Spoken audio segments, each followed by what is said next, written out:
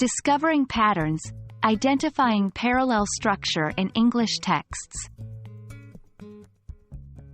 Hello, and welcome to today's lesson. We're diving into an important aspect of English grammar, parallelism. Specifically, we're focusing on identifying parallel structure in sample texts. Now, what does that mean? Parallelism is a grammar concept that ensures consistency and balance in your sentences, making them easier to understand. Stick around as we explore this fascinating topic together.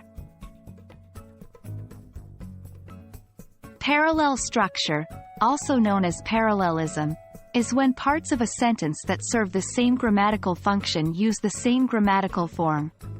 This creates balance and clarity in your sentences. For example, look at the sentence, I enjoy hiking, swimming, and to read books. This sentence sounds a bit awkward, right? That's because it lacks parallel structure. A better version would be, I enjoy hiking, swimming, and reading books. Now that we understand what parallel structure is, let's discuss how to identify it in sample texts. Here's a step-by-step guide. 1. Identify the lists or comparisons in the sentence. Parallel structure often shows up in lists or comparisons. 2. Check the grammatical form. Once you've identified a list or comparison, check if the grammatical form is the same across the elements. This could be in the form of verbs, nouns, adjectives, etc. Let's apply these steps to a sample text. Tom loves painting portraits in the morning, baking cookies in the afternoon, and reading novels in the evening. Here we see a list of actions Tom loves doing at different times of the day.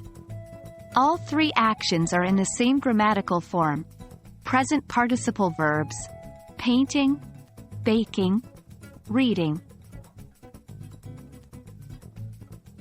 Practicing with different texts is the best way to sharpen your understanding of parallel structure. Let's try another example. At the party, Jenna was seen to dance wildly, shouting joyously, and she drank a lot. Does this sentence follow parallel structure? Take a moment to analyze.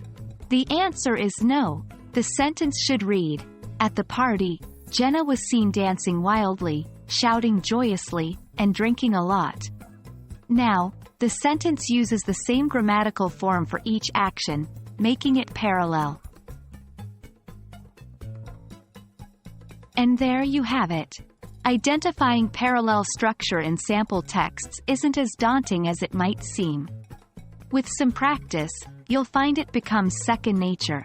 Remember, it's all about ensuring the elements serving the same grammatical function in a sentence use the same grammatical form. Keep practicing, and you'll be a parallel structure pro in no time. Until next time, happy learning!